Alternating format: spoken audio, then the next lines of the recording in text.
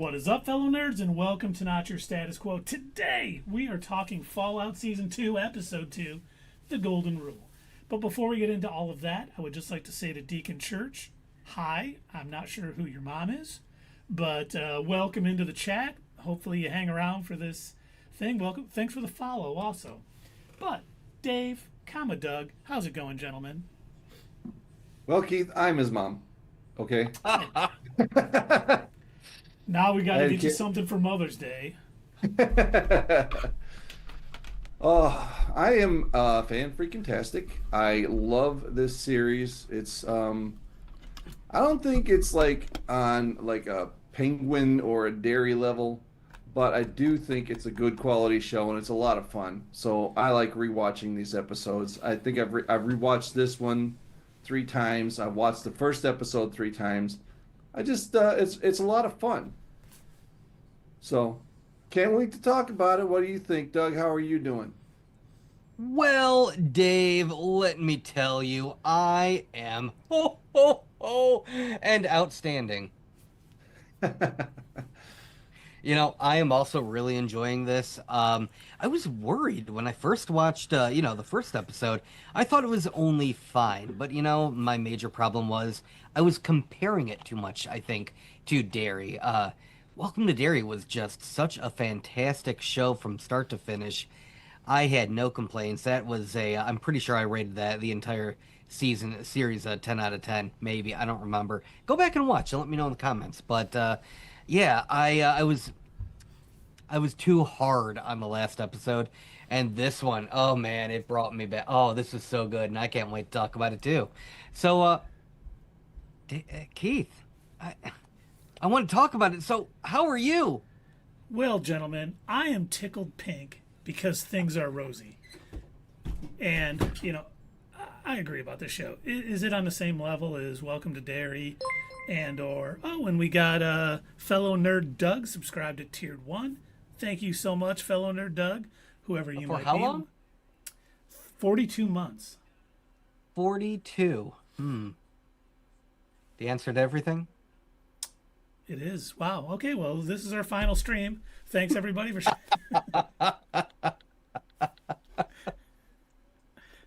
I kid.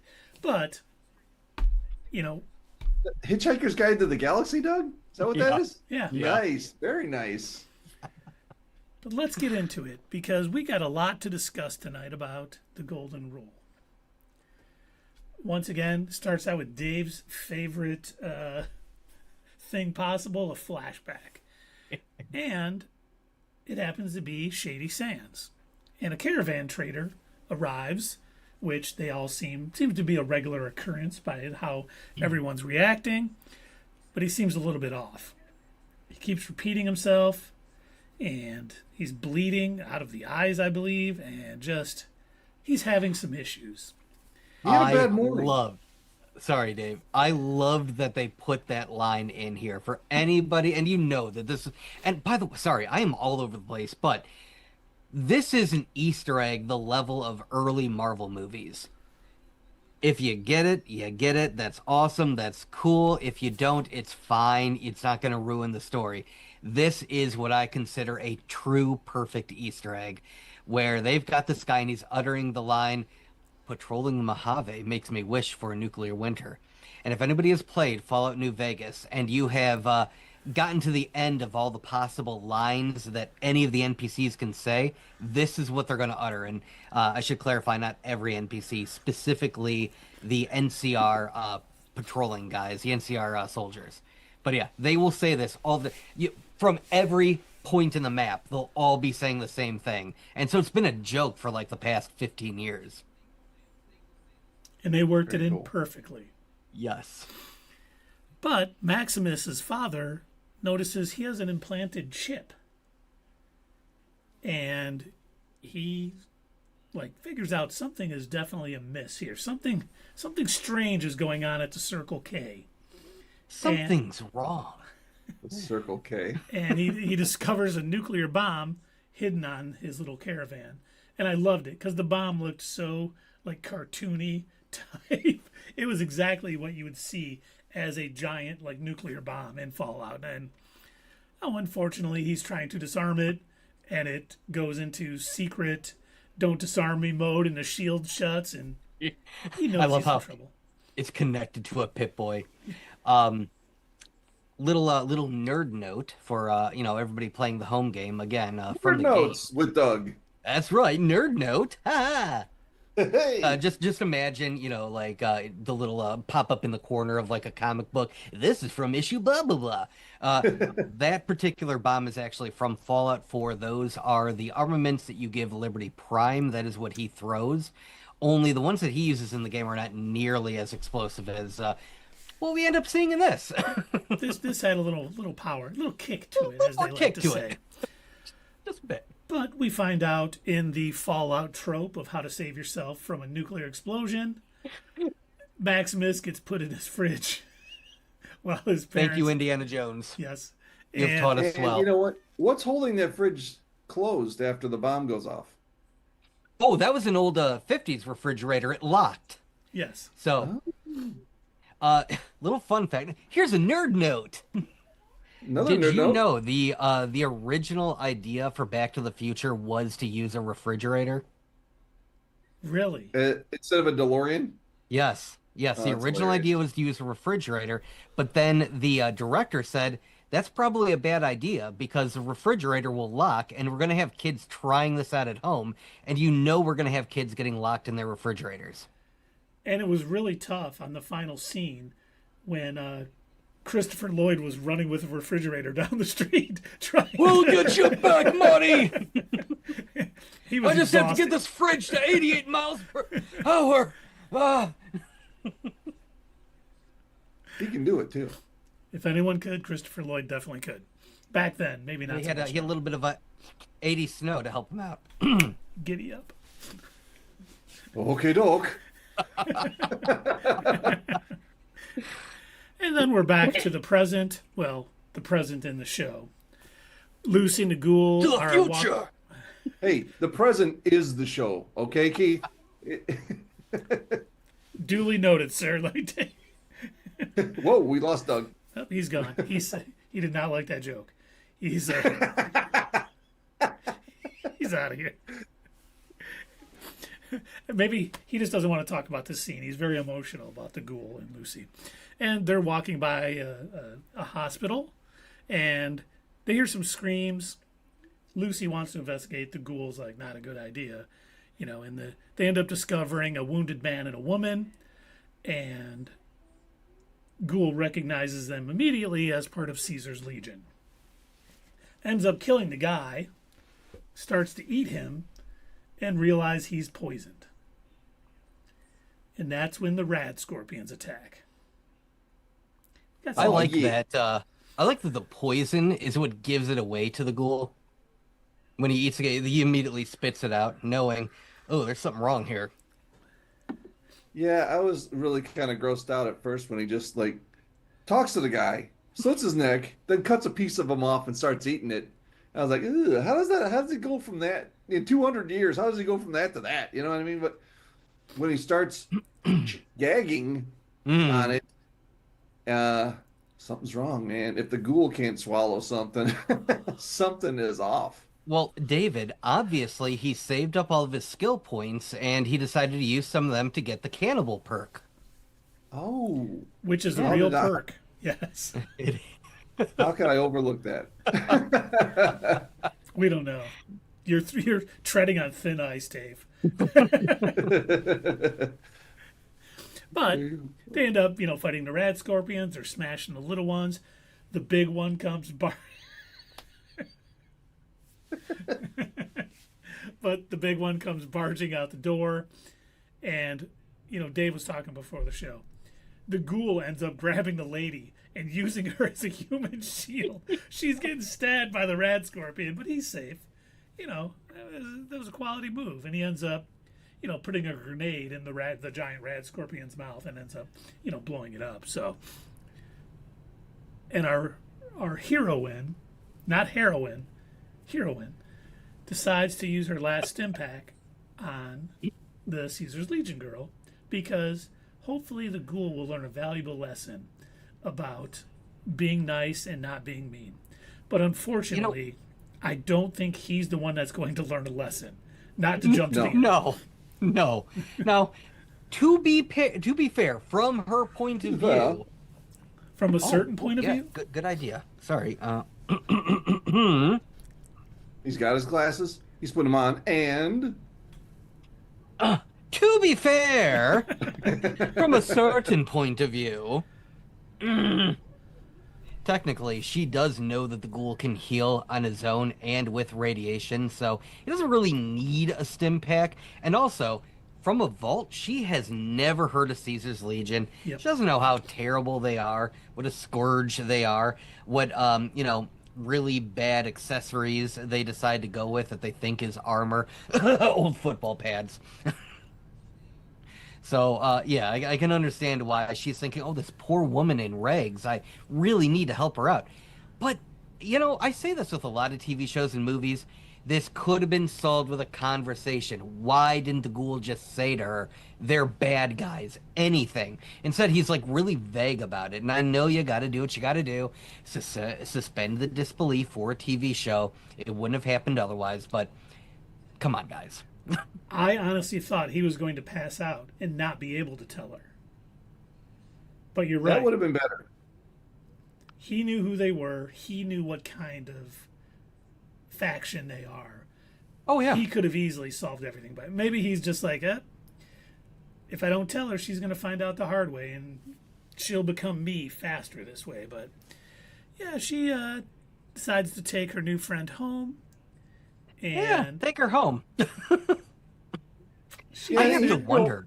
To get back on that ghoul thing, he has a different way of doing things too. Like instead of killing her father and finding out, asking him where he's going to go, like he said, it's easier to track a stuck pig. Mm-hmm. You know what I mean? So he has his own way of doing things, and that's why he didn't tell her, I think. But, also, I'll give him this. He didn't have to follow her when she heard that voice calling out, asking for help. So you can see that's real character growth on the part of the ghoul. He's helping other people. I think somewhere deep down he does consider Lucy a friend. Okay. Did he do it because he needs her to find her father and his family? Maybe, but I feel like he could have just done that on his own. But he knows where he's going. He does seem determined to keep her around, though. Right, and that's what I'm thinking. I think, whether he wants to admit it or not, I think he kind of likes her, not, as a friend. I think he's like, you know what, it's been a long time since I've had a traveling companion. The 3 guys that dug me up, I killed them all, and I don't have anybody else to travel with. She's a little naive and ditzy, but she's a good kid. Well, he's going to have to make that clear that it's purely non-sexual so that she understands that. Yeah, Lucy is kind of, she's been taught a certain way from the vault. Right. If she wanted sex, she would just ask him if he wanted to have sex, just like last season. I do think he maybe sees, because he has a daughter, and maybe he sees that, she needs his help. He's just not, his way of giving advice and trying to help her doesn't really jive with how Lucy learns. So it'll be a fun little journey. I've got a question, and this is kind of going out to not just you, Keith, but to everybody else who has played Fallout New Vegas. I am curious about something. So we know, and I'm sure Dave, you will soon find out. This really isn't too spoilery. It's all over the internet. So I mean, the game is, like I said, 15 years old. We know that Caesar's Legion is made up of essentially a group of raiders that go from tribe to tribe, area to area, city to city. They conquer whoever they come across. Then they absorb whatever group of people that they just conquered, and they sort of strip them of all of their identity and make them a part of Caesar's Legion. But they're also very sexist, incredibly sexist. Women only serve one purpose in Caesar's Legion, and I'm sure you can all guess what that is. So when Lucy decides to take her home, I'm actually surprised that the woman lets Lucy, leads Lucy back to the Legion. I thought that was a little unusual. I thought maybe she had escaped, but I don't know, is she brainwashed or what? I think maybe she thought she would get some reward for bringing another, child bearer back or something. I know, Maybe. yeah. Because it did seem Or maybe odd. that's why she disappeared when the other people showed up. Oh, that could be. Yeah. Yeah. But yeah, But she yeah, did, get in the comments. Let us know what you think. I did Anybody. like when she tells them, "Oh, I'm nice." Yeah. I'm sure they'll be like, "Oh, good. Well, what can we Oh. do to help?" Yeah. Trying to We're find your nice too. That changes everything. Oh man. Oh man. Yeah. But how did Lucy only have one stim pack left? I mean, I play those games. They're everywhere. They were in the hospital. Why were they not looking through the first aid things and finding Right? stim packs and stuff? Exactly. Eh. She's not very good at this game. She, You know she's what? learning. She was planning. She's coming back for him, right? So she'll get her stim packs when she gets back. Okay, good. That was her plan. It ain't Now- gonna happen, but that's her plan. Knowing that he can heal himself with radiation and heal, do you think he is going to follow and come help her escape? He has to because I don't know. I don't see her getting out of that predicament very easy. Or poor naive Lucy who, falls for anybody with a silver tongue. They're going to somehow convince her that they're doing the right thing, and she'll be like, "Oh, okay, so you guys like playing dress up in Conquering Village. Great." Okie dokie. They may leave out the Okie dokie. village conquering stuff. I like too that her dad said okie dokie. Yeah, that Yeah. was great. That's where she got it from. Yep. And speaking, Maybe. oh no, not dead yet. We get back to Vault 31, where Lucy's brother Norm has woken up all the junior executives. And they're panic and freaking out and not understanding why they were woken up early. Norm tries to, it's reclamation day. We're all going up to the surface and stuff. And finally he saying Bud Askren, or not, oh, what's his name? Bud Askins. Yeah, Bud Askins, yes. But Askins. Ah. But, oh, this is a test from him, and we got to get out, and we got to go, and eventually gets them all working together, and, Of course, they all fall for it. the cryo blindness cures, and, they finally get up to the surface to a ventilation I also set. I like how the one girl points out, "Hey, my food thing is empty." Yeah. Yeah, somebody took the chips out of my pack here. Yeah, after 200 years, that's your first worry. Right. Hey, it would be. I wake up after 200 years. I want my chips, too. Yeah. But, I specifically put them in there for that reason. exactly. Right. They were salt and vinegars. But, I'm kidding. Those are gross.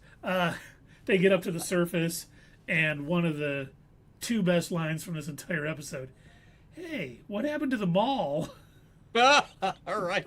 Oh, you forgot your favorite part that you mentioned in our Slack. I'm getting to it. I broke this okay. down. I put all the strings together instead of talking about a little. But they get to the surface, and yes, we'll talk a little more about what's next for all of these Vault Tec junior executives. Meanwhile, Hank continues his testing with the chips, taking his little cart to get a mouse, putting it on him. And I have to say, that little computer the mouse had, I now need to get one.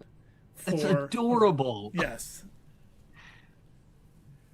By the way, I a couple of years ago, back when I was setting up my office at work, and a couple of years ago, pre-pandemic, I was setting up my office at work, and I made it like all Fallout themed and everything. Like a lot of the stuff that you see that I've got on the shelf here, this is the type of stuff that I had all over my my area at work. I even had a big blanket that I had gotten from, I think, a Comic-Con somewhere, and it was a Brotherhood of Steel blanket. But yeah, I had like the whole thing decorated, and I was looking for like a recreation of the terminals from Fall, because I just think they're so cool looking. And somebody on Etsy does make those little miniature versions of the terminals, and I almost wonder if they built it on set, or did they get, somebody from like Etsy to make one for them. And I ask this because in Ghostbusters Afterlife, you remember all the ghost traps that they had out on the farm? Mm-hmm. they're in team guys. They didn't make those. They bought them all from Halloween USA. Oh wow. Huh. Yeah, just That's to pretty save money. Just like, you know what, we're not going to take the time to. They're going to be buried in the dirt anyway. So I almost wondered, did they just buy one that some craftsman had already made, or did their set designers actually make it? I'd be curious to know. I wonder if like the showrunner had one. He had bought one because he loves, and just hey, That we could can be. use this for it. I brought it in. That's very possible. I just happen to already have it, right? Yes. But the mices, unfortunately, keep exploding. Everything's I love how exploding. he has to keep going to get one at a time, Yes. too. So he's driving on his little thing, he's playing with his yo-yo, and he's unfreezing one mouse at a time, which, I mean, lucky for him that Vault Tec happened to freeze all of these, different animals, and as we'll find out, people, just for him to use for these experiments. How lucky. Considering Lucky he's guy. not even there doing business for Vault Tec. As far Lucky as we guy, know. he's just got so much time on his hands. Not a single other person where he's at. He can take all the time he needs. Yep. Mm-hmm. But with the mice, unfortunately, failing, he decides That's a nice way to to put it. wake up a Vault Tec customer who he picks because he paid for the premium service and he left his family out. And we all know What did they that- call it? Premium Deluxe Plus, I think. I think, yeah. Yeah. And it's Yeah. got to be a play on these streaming services. That had because that's the type of joke that you would see in Fallout 2. Is just something making fun of something in the modern day, and that sounds like an HBO Max or an Apple TV Plus or whatever other BS is out there. Disney Super Supreme Universe. Mick Deluxe, as Oh, they look would what say. for Netflix is going to become now that they bought Warner. Yay! As they would say on Rick and Morty. You ever see that episode where they have the cars versus the people? Maybe. Man versus car. Wouldn't the car always win?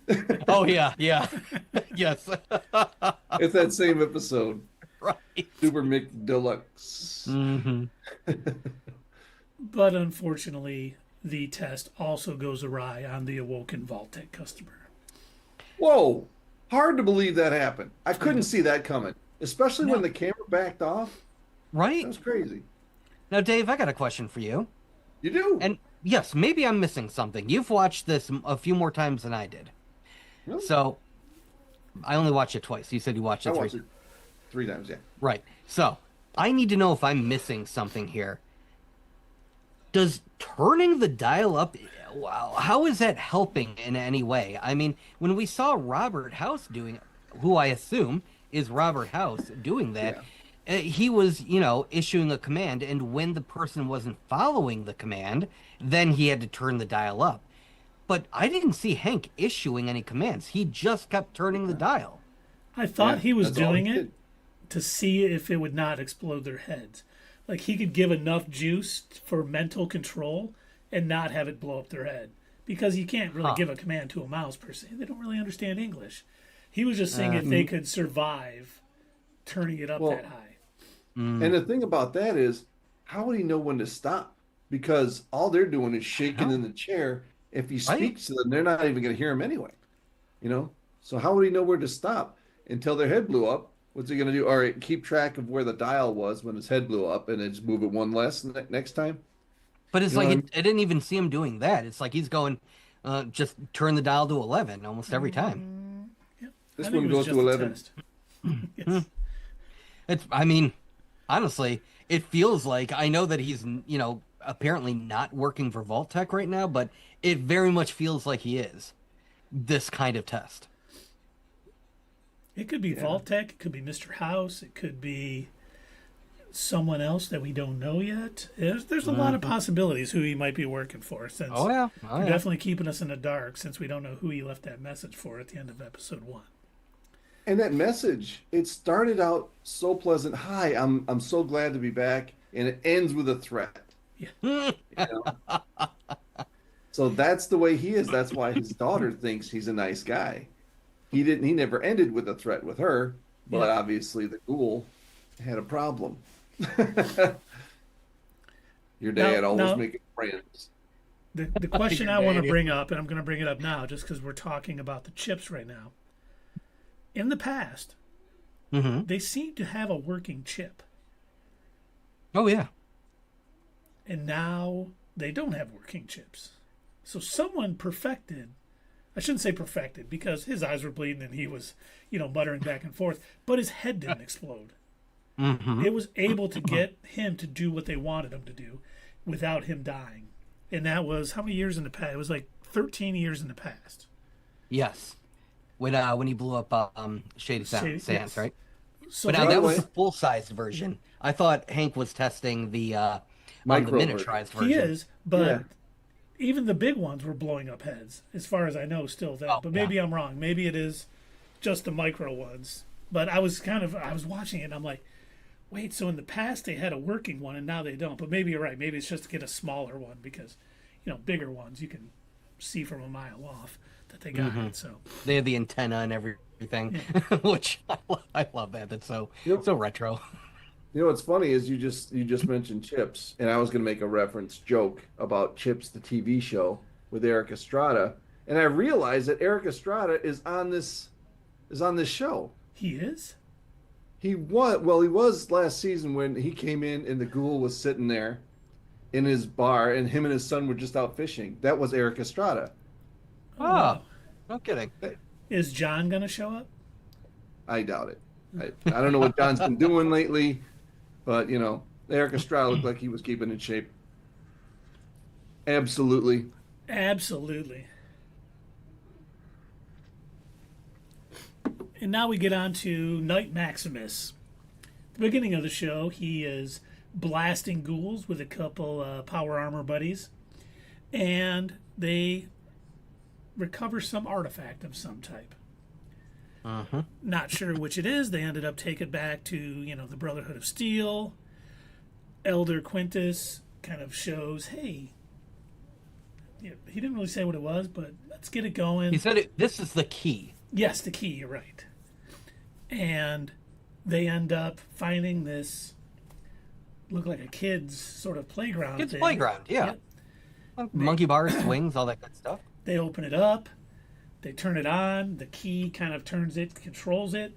Windmills come popping up out of the sand, and I'm thinking, oh, solar energy. Cool. Right. Yeah. They need energy, they Yeah. got cold fusion, they can use more, never have enough. Not quite accurate. It ends up uncovering Area 51, which I was like, fantastic, because I can't remember if it was Fallout 3 or Fallout 4, but like right by where you start, I think it was 4, you find a downed UFO with a dead alien, and you can steal his like laser rifle from him. And I always thought that was cool. I'm like, oh, it's so fun that basically aliens have come to this world and die sometimes, and you can get their weapons. So seeing Area 51, I was like, oh, now they're going to be extremely powerful. I can't imagine what weapons. That's the same one on your arms- shirt? The what? Yes. Is yes. that the same one on your shirt? Yeah. For the people at home playing the home game, the aliens in Fallout are called the Zetans. The Zetans. In fact, in Fallout 3, there was a downloadable content, extra content that you could get for the game called, I think, like Attack of the Zetans or something like that. I don't remember. I didn't own it. I didn't play it. I was fine with the base game, but I've watched plenty of videos on it, and essentially you get beamed up to their spaceship, and then you're encountering people from like over several hundreds of years that they've abducted over time. Like you find some dude from the Civil War, you find a samurai that doesn't speak English, you find like friggin' what's her name that got lost in the airplane, Amelia Earhart. So like you're finding all these people on board their spaceship, and you have to escape, or I think like blow up part of Earth or something. I don't remember how it went, but yeah, they've been in the game for a very long time. They're in Fallout 3, Fallout New Vegas, and Fallout 4 as well. And we get my favorite line from the episode when we see a frozen alien in a thing, and they open it up, throw him out. He goes, A working icebox. Yeah, you think because they pause just long enough, the camera zooms in on the alien, and you think they're excited to find alien life, but instead they just toss it out on the ground, completely dismissing because it's a working icebox. I'm like, yeah, yeah, that tracks. That's exactly what I would expect to see in Fallout, especially out of this branch of the Brotherhood of Steel. Exactly. Not the brightest bulb in the box there. Yeah, and they are going to use this with their cold fusion that they got from Moldaver, and they want to basically bring all of the Brotherhood factions together, and we know Under one flag. Yep. I did not know this. I guess maybe I missed this in the games, or maybe it wasn't present, or they just didn't say. I'm not sure, but I didn't realize that the Brotherhood had broken up into so many separate factions. I thought they were all under one banner, and I assumed when I played Fallout 4 that Elder Maxon had been sent from the West Coast. But maybe I was wrong about that. Yeah, I thought the same thing. So maybe this is something new for the show Mm-hmm. that they're just kind of doing and setting up this way, because he wants to take on And the everything that Commonwealth. happens on the show from here on out is canon to the Yes, to the yes, it is. Yep. to the Todd Howard, the game maker, said everything from the show is canon for Fallout 5 whenever we get it. And they're talking about, this civil war, coming together under one, leadership group, and people are a little hesitant until they start passing out those, Oh yeah, that's right. They call in all of these other elders or representatives from the other branches. which And is that was hilarious because they're clearly not used to having meetings. Yeah, right. And I like how they dress a little bit differently from each other, and they all have their own sort of rules and codexes and everything. And of course, you've got to have the one dude. Well, our women aren't allowed to do anything, and then you've got the one woman leader. I'll kick your ass. This is police, drop all your weapons. But yeah, It almost fit right in. yes, it did. But yeah, I like how they make sure to mention, by the way, I think it was Dane that said it to Maximus. Yeah, and he's like, they're calling a meeting, and they invited everybody but the Commonwealth. It's like, okay. Now, again, we know from Fallout 4, if you've played that game, or if you have ignored the main game and just built a settlement or two, we know that Fallout 4, their branch of the Brotherhood, they're powerful in their own right. And when he says that, we didn't invite the Commonwealth because they'll just take everything we have and, they won't share anything with us. Yeah, that's exactly what they would do, because if you know anything about how they were in Fallout 3 and then what they become in Fallout 4, they started off doing a good thing. They're trying to make fresh water for everybody, but then they had a lot of infighting. They had their own civil war on the East Coast, and the more authoritarian version took control. They then stole a whole bunch of stuff from a settlement, built their airship, and then took off to the Commonwealth to be, oh boy, what's a nice way to say, assertive authoritarianism. Nicely done. Yeah, there we go. Without getting demonetized. Yes, they decided to push their very human values on the rest of the world, including, and that's why we hear the one dude in season 1 say, "Oh man, I'm a ghoul," and he has to run away because, as we saw in the beginning of this section, Maximus is mowing down all of these. What did he call them? Not undesirables, abominations. Yes. He mowed down all of the abominations. That's because they consider anything that isn't human an abomination. A lot like the Empire in Star Wars. If you're not human, Yep. you're not good. You got it. But he ends up bringing them all together and coming to his side when he brings out fusion cores. And they're like, "Oh, how many That of is these cool. can you make?" And he's like, "As many as you want." Unlimited. Yep. And that is really cool. I was wondering how they were going to use that Cold fusion. sorry, thank you. Yes, that cold fusion that they got from Moldaver. And now I see. Yep. Cool. And they decide to have some power armor battles, and Yeah. and then Maximus is challenged to a fight. And without I like the he's like, armor. okay, let me go get my armor. Yeah, Oh no, this. and Sounds even though like every Saturday night. I'm sorry. What? whoa, you know the rules of Fight Club, Dave. But he ends up not overpowering. But the guy's bigger, faster, better fighter, more experienced. But he ends up winning. He stabs him with his own knife. He basically, he needs to win, so he wins. And his elder, what's his name, Quintus, is very proud, and it looks like he is definitely being pushed towards groomed. Yes, thank you. Groomed Yes. towards Oh yeah, especially with leadership the way role. he talks to him. Yes.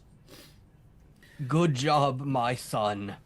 Yeah, he's definitely hit. Maximus is in a place where he can be easily manipulated after everything he's been through. He's kind of fragile, and you can see that in his character when he's talking to who's that Dane. person that got the blades in their feet? First, who was it? Dane. Dane. Sorry, I forgot the name. When he's talking to Dane, and I think it was his new squire, he was like, "Hey, what can you do?" And he says, "Well, you can show your loyalty by acts of valor or smelling good." Yeah. Yeah. He's like, I don't get. Why are you washing yourself? Yeah. So Really? he's been through something, and he's still thinking about Okie Dokie Girl, and he's been kind of let down. So yeah, he's very malleable. He can be shaped, into whatever the elder wants him to be, and it's working. Mm-hmm. But you almost think too, while I'm watching this, kind of jump into a what's next. Even though he's being groomed, he's got his old buddy. I can't remember who was like, remember we used to make fun. We used to say those mockingly, the codes or whatever for the thing. I wrote the name down. Where did I put it? Yeah, it's Dane. Dane, yeah. And I think, they're doing a good job. Whichever way Maximus goes, there's paths to it. Him being groomed by, Quintus, you could see him if he does end up taking a leadership role within the Brotherhood and leading them on. They've set it up. If he ends up realizing at one point, this isn't what I want, or this is wrong, we have that path too. So we're getting, it's not so obvious what he's going to do because they're showing two sides of the argument, and I love it. I'm like, okay. At first I was like, he's just going to become full on, Brotherhood leader. He's going to run into Lucy again at some point. She's going to be disappointed in him, and it might set him off. But he may not. He may faction off, seeing what's going on here in the fight and all this other stuff. Because we know at the end of this episode, Booster Gold. Oh, I'm sorry. Camille Ninjani shows up. I can't remember his name now. I thought I wrote it down, but I didn't. But he kind of shows He's up. from the Commonwealth. Yep. He's like, he is Paladin Harkness. yes. And he's like, I heard you guys are talking about a civil war, and I wanted Why to get wasn't I invited? Yes. And I laugh because I didn't. It's like, okay, is he coming in to propose an alliance? Like, let's all join together and not have a civil war? Was it a threat? How did he know? Are they preparing a preemptive strike? Do they have a mole within that faction of the Brotherhood? It's interesting. I was like, oh man, of course they end there, and I'm like, okay, but now we got a week, we can discuss what's next, because the fact that they knew makes me think there is someone, not necessarily within Quintus's, but one of the factions has a mole from the Commonwealth, or maybe they all do, and they all reported back, hey, they're all meeting without you guys. Let's send Paladin Harkness to check out what's going on. But I'm sure he's not the only person from the Commonwealth there. They may have a massive force amassed right outside of Area 51. I don't know his name, but the actor that played one of the people at the table talking to Quintus, one of the leaders of the other factions, he was actually, the other two actors I hadn't seen before, but you ever see Cobra with Sylvester The Stallone? Stallone movie, yeah.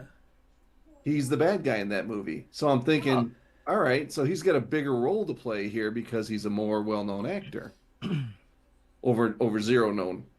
Yes. So maybe he is the mole. Oh, maybe. That's a good. I like So- that. Was Cobra when he You- said, "You're the disease and I'm the cure"? You know what? I don't remember that line. It was a great movie. It was the one where he always had a like a match in his mouth. Yeah. And yeah. I actually have a theory about I think that. you're right though. Yeah. I do think that there is a mole. I agree with you guys. But I think it's Dane. I think Dane plays it too straight up to Well- be a mole. I'll tell you why. Do you remember how he ended, how season 1 ended with him and Maximus? Yes. So he was the one who ran up, saw Moldaver's body, saw Maximus standing there, raised his arm in the air, and started getting everybody to chant, "All hail Knight Maximus, all hail Knight Maximus." I think Dane feels responsible for that, especially seeing kind of what's become of Maximus. Keith pointed out pretty well, and so did you, Dave, that he's basically become very malleable. He's to the point where he's willing to, fall for some of the stuff that Quintus is telling him. The way Dave put it best, he's being groomed essentially, and he doesn't realize it. He doesn't know that, this guy is speaking to him in a very fatherly manner. And you notice that during the fight, he kept looking to Quintus like, are you proud of me? Am I doing what you want me to do? Do you want me to stop? And Quintus kept like nodding to him like, yeah, keep going. And, I think that's because he's looking for the approval. He's looking for that fatherly figure that he hasn't had for a very long time. And so he's going to keep doing all of these terrible things that the Brotherhood wants him to do, like mowing down all of these ghouls just to get one little artifact. And think about how bad the difference is between this father figure in the Brotherhood and his actual father, who was like creating fresh water, Yeah. drinkable water, and sacrificed him and his wife sacrificed himself to save him. This guy is not like that. So he lost No. so much in the bombing of Shady Springs. No, they're like polar opposites. His birth father, wants to actually give to other people. That's why he was like, hey, we've got non-irradiated water. Whereas Quintus wants to hoard everything for himself and create a power structure under him. But what's funny is they both use a very similar line. So if you remember, his actual father says to him, now, son, you've got to remember, we make things, we leave things better than the way that we found them. And that's what you need to do. And Quintus says something very similar. And when he calls him son, he's like, son, we're about to make things better in this horrible irradiated world or whatever.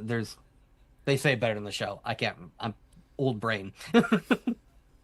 Yeah, and there's no way Quintus would have known his dad said that to him. No, but you can tell that it strikes something into Maximus. And he's like, oh, yeah, Right. okay, yeah. But yeah, I think Dane feels guilty for that. He feels guilty that he sort of elevated him to this position and he's kind of lost his friend. Yeah. Yeah. Now there's something else Definitely. too, with sticking to the whole Maximus thing and which way he'll go.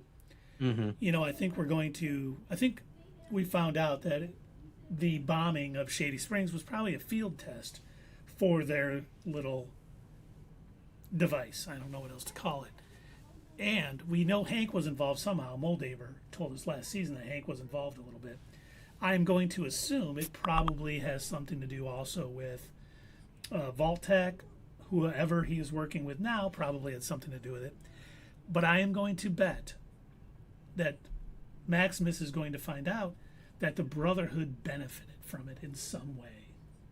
Oh, yeah. And that's going to be another reason for him to break off at some point and not become the, warrior symbol or whatever it is they want him to be for the Brotherhood, because, He'd they be the keep, sword. yeah, Yeah, yes, that's the line that they use. Yeah. yep, Right, because Dave. so many things have happened to him, and as he uncovers, I think the big mystery is going to be like all the Shady Springs thing, like who did it, how they got it to go, who was all involved, and who all benefited from it, because it seems to all the major plot lines from this episode. We got Shady Springs bombing. We got Lucy's captured by Caesar's Legion, but she's chasing Hank. The exploding chip and Hank's experiments in the present, trying to miniaturize it. We got Norm and the Vault Tec executives coming out and I got thoughts on that. We got Maximus's rise, which should definitely tie into it. And then, the Brotherhood Civil War that's possibly coming.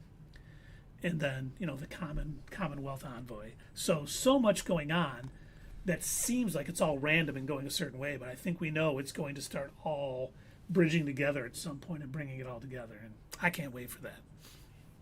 I can't remember, and I think we made an announcement on it a while ago. Did they get approved for season 3? Yes. Oh, yeah. Season 3 is already approved. Okay.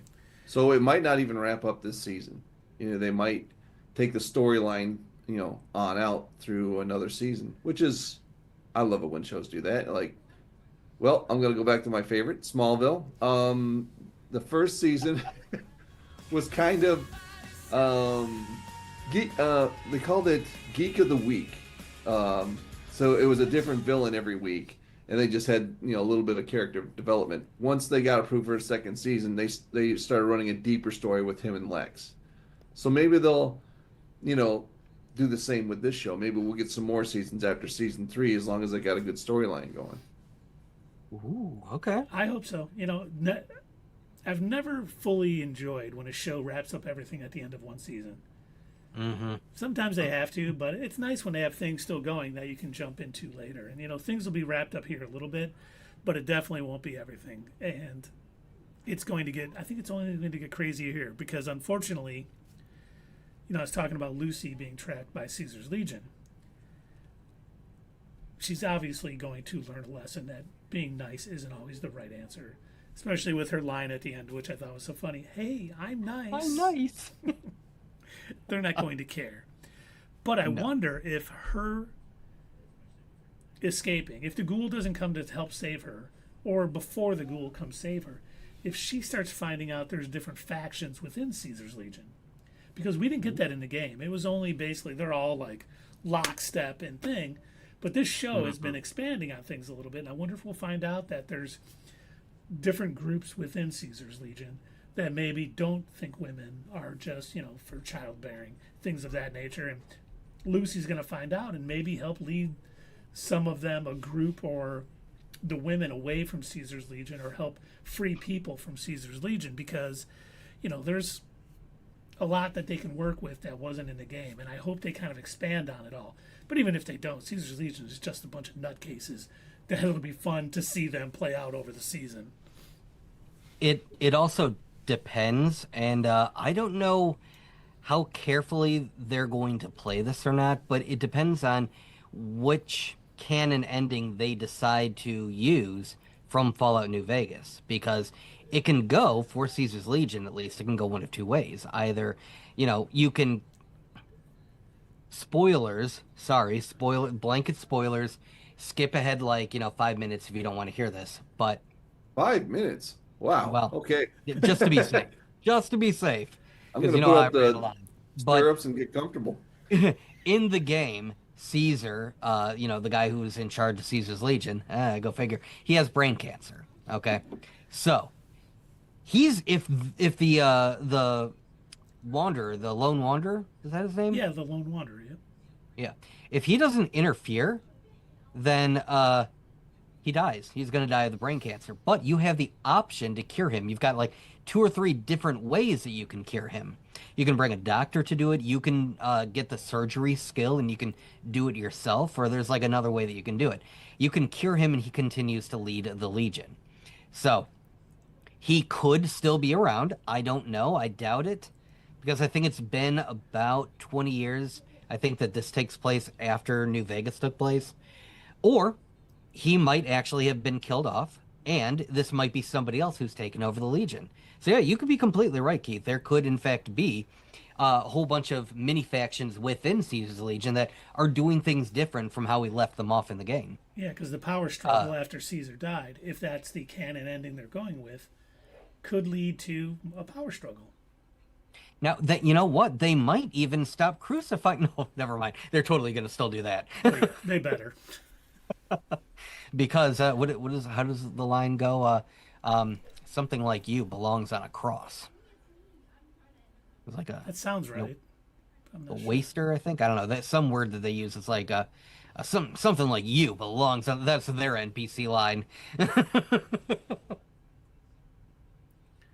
But Humies. Max, the chip, the mind control chip, or the whatever. I mean, it sounds like they are trying to make this a mass control weapon.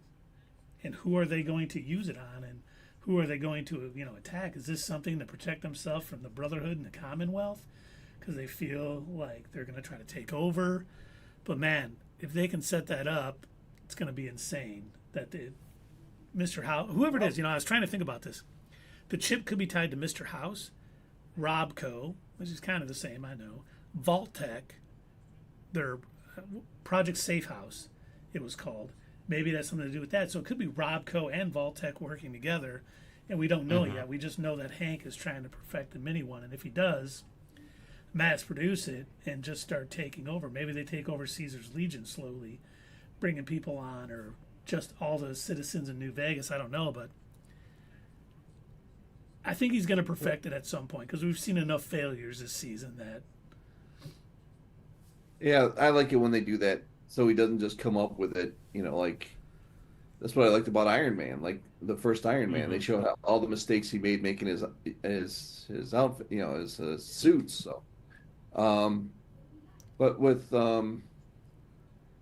Hank, damn it, I lost my train of thought. I thought I'd get it by the end of the sentence, but I lost it. Go ahead, Doug. I'll come back. Did it have to do with the mind control chip that he's working on?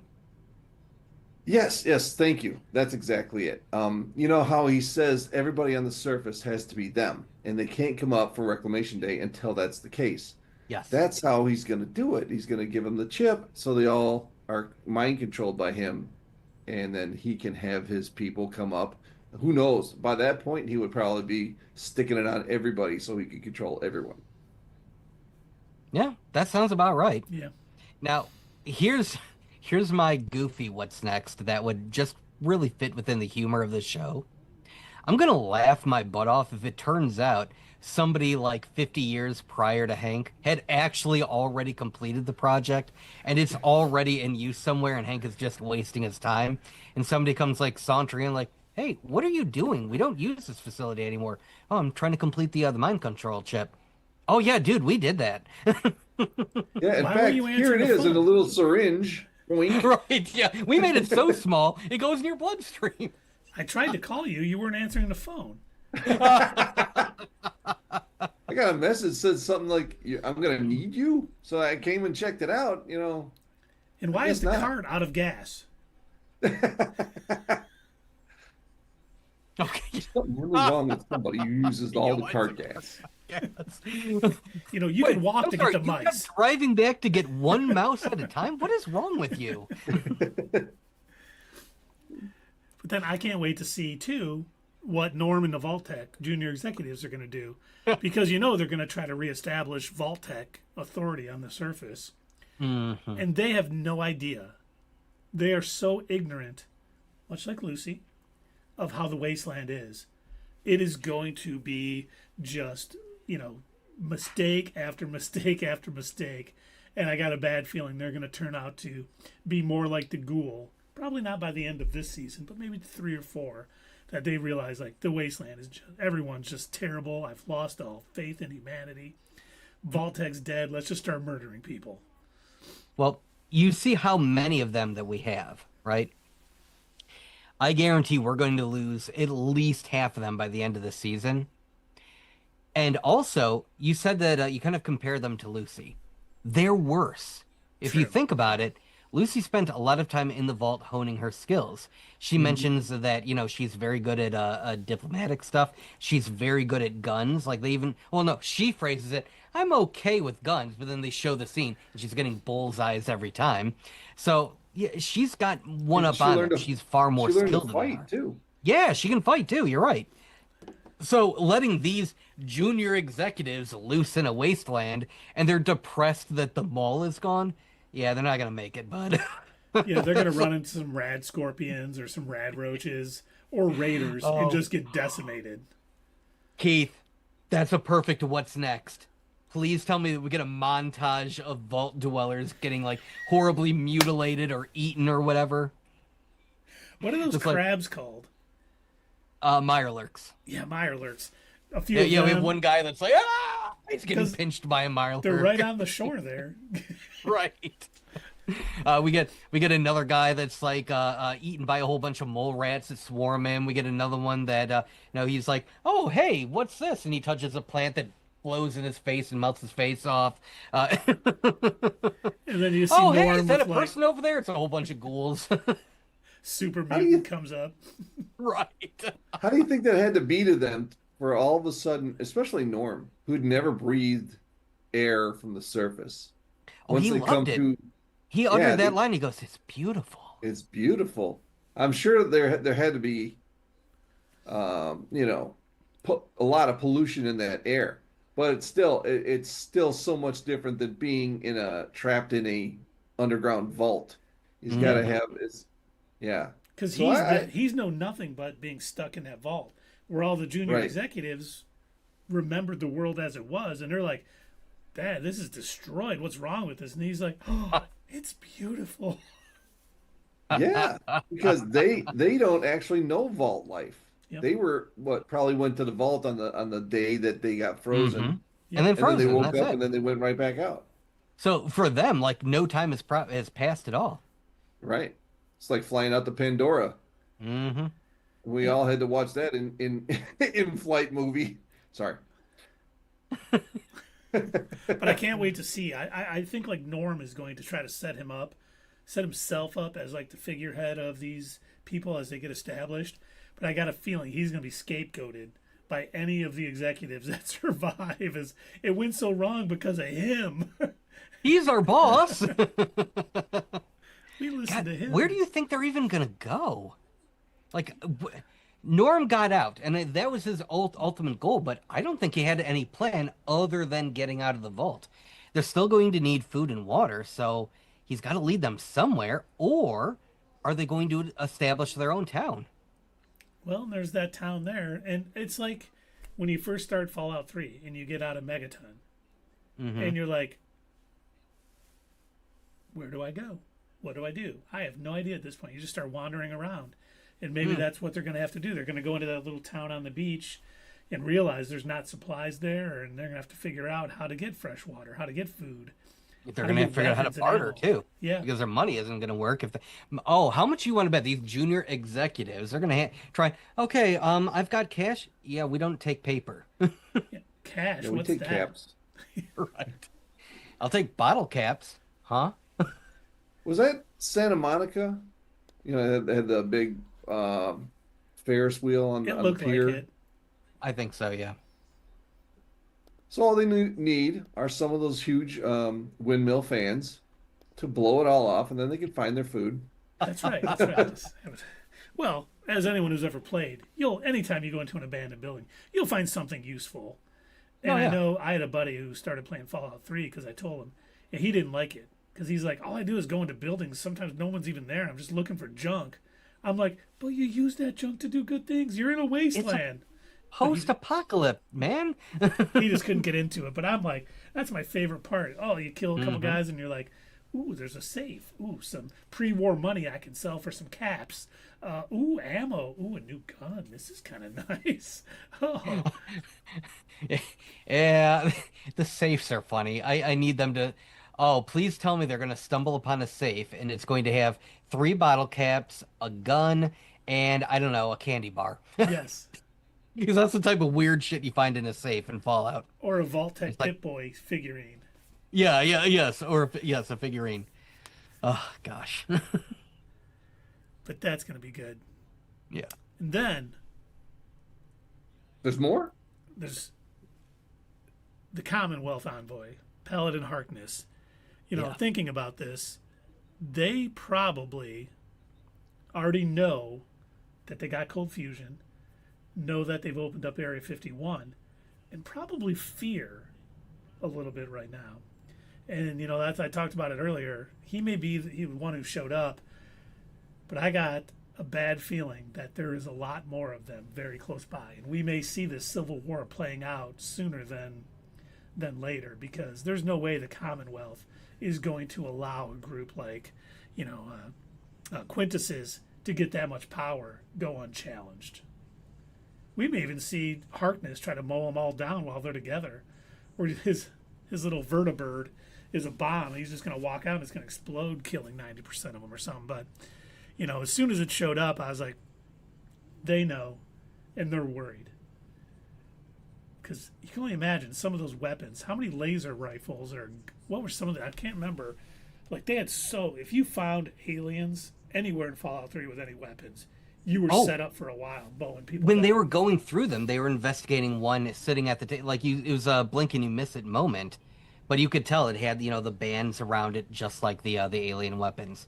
So they found some of them, but who knows? They might end up tossing it in a pile like they did the alien. I hope not, because some of those weapons would be cool to see. Because we're going to see a Brotherhood versus Brotherhood battle here real soon. And they will need, because there's not as many of them, but the Commonwealth has a lot more people, a lot more knights. So they're going to need better weapons to kind of fight them off a little bit. And I think that's why they found Area 51. I believe they have better armor, too, if I'm not mistaken. Yep. Most of them in the Commonwealth, they wear the, I think this is a T-60 armor. I believe so. Yeah. So where did Hank get his armor? He stole it from one of the knights that got killed during the Mojave fight. So is he going to be able to be tracked in that armor? No, I don't think they have tracking chips or anything. Okay. That would I explain... mean, they may introduce that into the show, but in the games, there's nothing like that. Oh, okay. I was going to say, maybe he could be tracked, and that's how they're going to find him. You know, they're going to track the suit to where it is.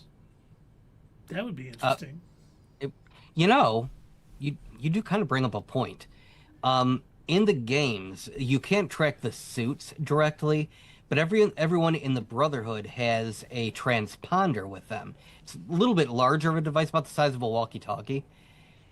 If that suit had a transponder attached to it, they could track him that way. But that's if the Brotherhood is even looking for him. And if he turned Yeah, they probably don't know. Right now, they probably don't know. They may not even care. Yeah, Maximus was out cold when he left with it, too, so he wouldn't necessarily know. Yeah. Yeah, if anything, if they're going to be searching for anyone, it'll be for the Ghoul and Lucy. Since the Ghoul mowed so many of their men down. Yep. Especially if he's probably going to mow down some Caesar's Legion here coming up. But that's all the what's nexuses and thoughts that I had. Do you gentlemen have anything else you'd like to discuss before we rate this episode? Yes, I need to put a message out to all of you that are complaining on Reddit. This is for you. Okay. Keith brought up the individual that came from the Commonwealth, and we know that his name is Paladin Harkness. Okay? Like Agatha. I am aware, everybody out there, I am aware that was the name of the synth from Fallout 3. Okay? Guess what? Guys, people can have the same name. It's okay. This dude doesn't have to be that same dude from Fallout 3. They can be different people. Please chill. So you're saying he's a synth? No, God. No, I am not. That's what I heard, Keith. That's what I heard, yeah. So Doug's what's next? Harkness is a synth. Excellent. We'll mark that down. We'll see if it comes true. And he's got a synth of humor. And Dave, for you, a synth is essentially the same thing as a replicant. Yeah, same thing. It's a manufactured human. That's all. Oh, you mean like from Blade Runner? From Blade Runner. Yeah. Yeah, it's the same thing. It's a robot, but you know they have human parts. That's all it is. Maybe they can tie this into Alien because they also have synths. And why not? Everything else is tied into Alien somehow. That's right. Alien versus Predator versus Brotherhood. Versus Fallout, yeah. Versus the Ghoul. Versus the Ghoul. And the Ghoul wins. The Ghoul's driving a bus. He wins. I'm pretty sure he always wins. Yeah, I don't think I have any other what's nexuses except for the only thing that I was going to mention is we know that. Oh my gosh, what is Hank's son's name again? Norm. Norm. We know that Norm has his stickers to hand out. Yeah. Oh, what were they called? Oh my gosh. It wasn't merit badges. I think that was it. I think he called them merit stickers or merit badges or something. A Yeah, they merit, sure got merit it. dot. Merit dot, Merit yes. dot. And they Okay. sure got excited about that. Yes, they did. And obviously, I know going to be a dumb what's next, but I guarantee somebody's going to come up, hey, I found this. Can this help us out? Do I get a merit dot? Yeah, sure, buddy. There you go. I've got 2 merit dots. How many do you have, Beth? I know how Claudia got her 5 merit dots, and I'm not going to speak of it. Shut up. I gave her still her- can't see. He gave her chips back. That's what happened. I gave her something back. No. Ooh. Heyo! Hey, you got to keep the species alive. That's right. It's post-apocalyptic. It's not nothing bad or nasty. It needs to be done. But with that being said, should we rate this episode of Fallout? I think I that's the think one we thing we shouldn't do. We shouldn't do that at all. Excellent. Move on. Okay, good So idea. let's All right, I'm move going to go. See you guys later. Moving on.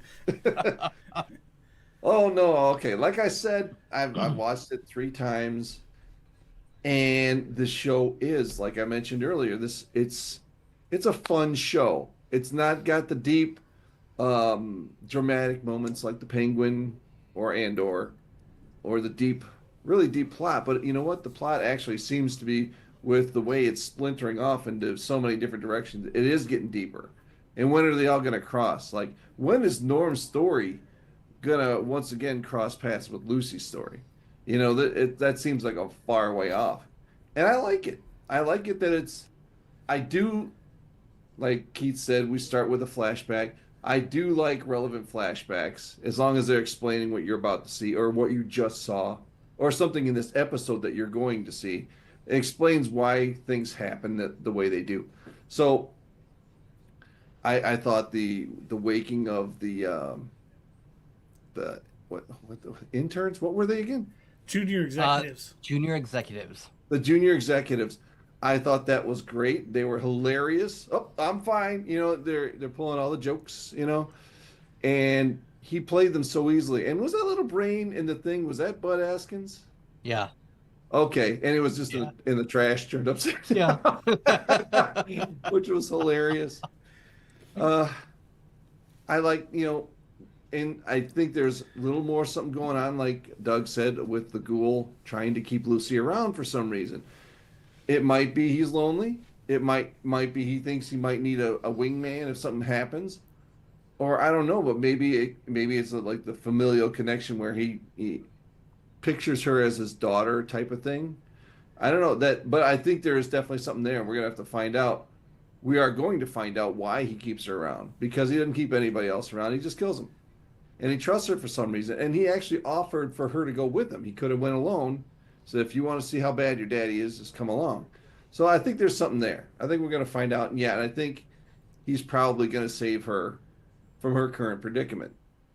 All that being said, the music on this show sucked. No, I'm just kidding. I didn't even hear any music, to tell you the truth. I was just I know there was 50s music, but I was just so entranced by the story. I gave last week's an 8.5. I'm going to reel that in just a slight bit. And I'm going to give this episode an 8. Still loved it. Yeah, this season is starting out strong. They are not just trying to make season 1 again. Things are going in new directions, new things we're finding out. You know, everyone is still acting extremely well on this. I enjoy all the 50s music and the callbacks to the games. It always makes me happy. All the Easter eggs and everything else from the games is always fun to watch. But it's not just that. It's a good story. It's interesting. And, you know, Dave was talking about it isn't Andor or Penguin or Welcome to Derry. Those were much, you know, sort of grounded. This is more lighthearted. But they're not using that as a crutch to not tell a good story also. while it's going on, I'm totally entrenched in this show and I'm laughing and I'm enjoying it. And it's just so well done. And I will tell the one reason, I forgot to mention this, the one reason I think the Ghoul is keeping Lucy and taking her, he's going to use her as leverage against Hank to find his family. Because Hank probably wouldn't help him otherwise. He's going to be like, you want Lucy to live? You give me my family. We're going to find out that he's not doing it for good reasons. He may start to see her like his daughter a little bit and stuff, but I think overall she's just leverage against Hank to get what he wants. But great show. I cannot wait. I wanted so bad for this to be weekly last year because all 8 episodes dropped at once. And, between working full-time and my family and everything else, I can't sit and just watch 8 episodes of a show in one sitting. There's too much going on.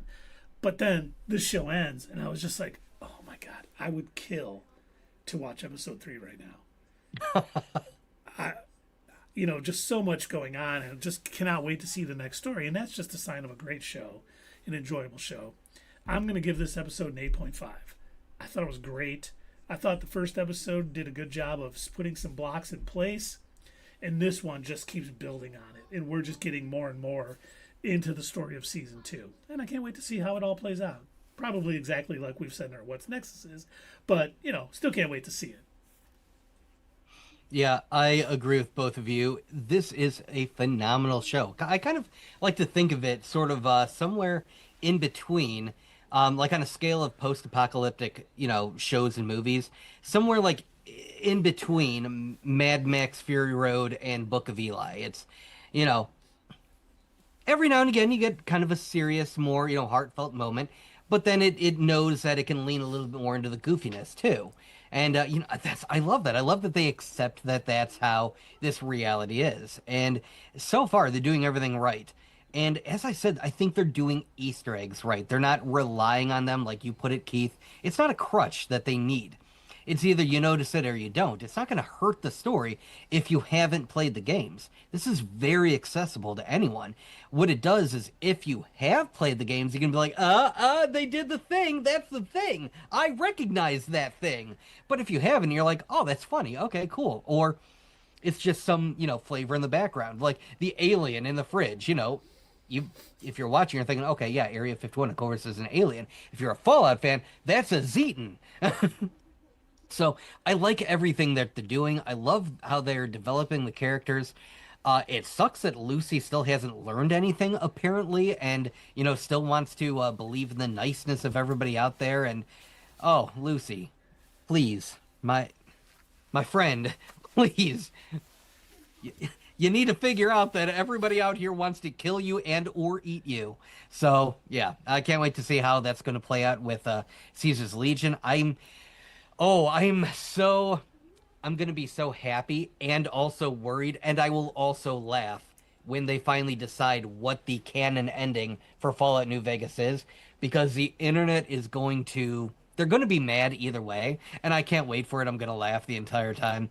But this episode, I think, was even better than the last one. I thought it was phenomenal.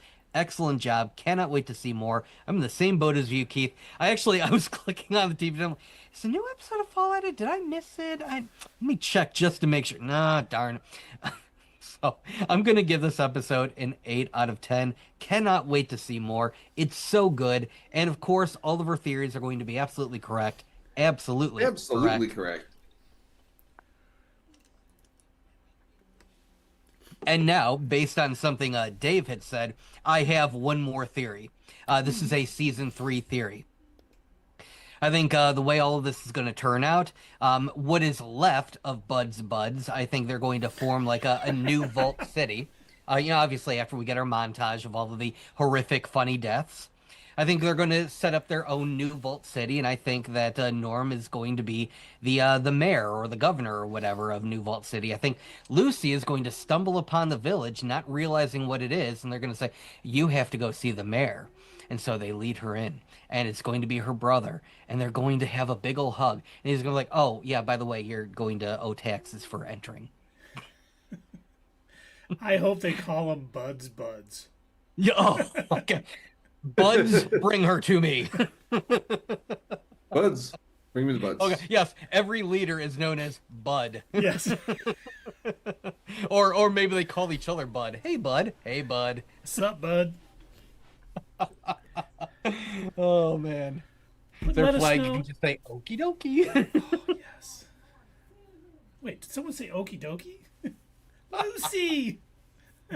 Norm! Why'd you call him Norm? That's Bud. What? We're all Bud here. Yes. You guys are all buds? Well, sure we are. Aren't we, guys? And you can be our Bud, too. One of us. One of us. Gooble gobble, gooble gobble. But you guys out in the chat, what did you think of this episode? We will be back next Sunday night to talk about episode 3, and then we'll get back to Thursday nights for doing this once all the holidays and fun stuff is over. But really looking forward to it. We'd like to know your guys' thoughts. You got any theories? What you think it is on a scale, the Doug scale, 1 to 10? Let us know. But now we got some news and rumors, gentlemen. Ooh, what do we have? And we're going to start in the MCU. Ooh, what do we got? Is it... Oh, let me guess. Okay. Does this have to do with Doomsday? It does. The first is a quote from Tom Hiddleston. Okay.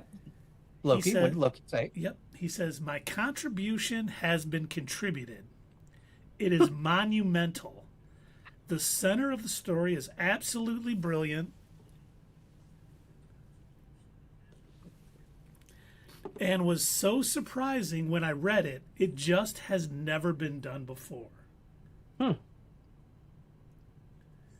I was like, please don't be BSing us like some of the other crap we've gotten. But that's pretty high praise. So, Could be. You know, it could kind be, of... go ahead. What's his name? Can't think of his name. Vision, Yeah, Vision. Could be a Vision thing. Yeah. You know. Paul Bettany. You read my mind. I was Paul going to say Bettany, the same that's thing. I've never worked with another actor quite as gifted as this, or however he put it. I've always wanted Yeah. to work with this gifted actor or this Yeah, talented yeah. actor. Yeah. Now, Or I I hope it's hope not it's nothing overhyped. like that. I hope it's not like overhyped like the overpraise for the Flash movie too. Oh, God. This is the greatest movie you will ever see. You have to go see this movie. greatest We saw superhero James. movie ever made. Get to the theater. This is gonna be so. What on earth is this? Did I go into the wrong theater? What happened here? Is this they Avatar 3? What the hell? Did they just have Batman sit on Wonder Woman's lasso? Did they put a baby in a microwave? By the That's way, the way they do it in DC. speaking of watching Avatar, someone said if they came out with a 5-hour director's cut of Fire or Ash, would you go see it? And it did not go well for that post. Okay, hear me out. Yes, if I needed a good nap. Well, yeah, good call. You want to pay to take a nap? Oh, yes, Dave, I would completely legally pay to download it.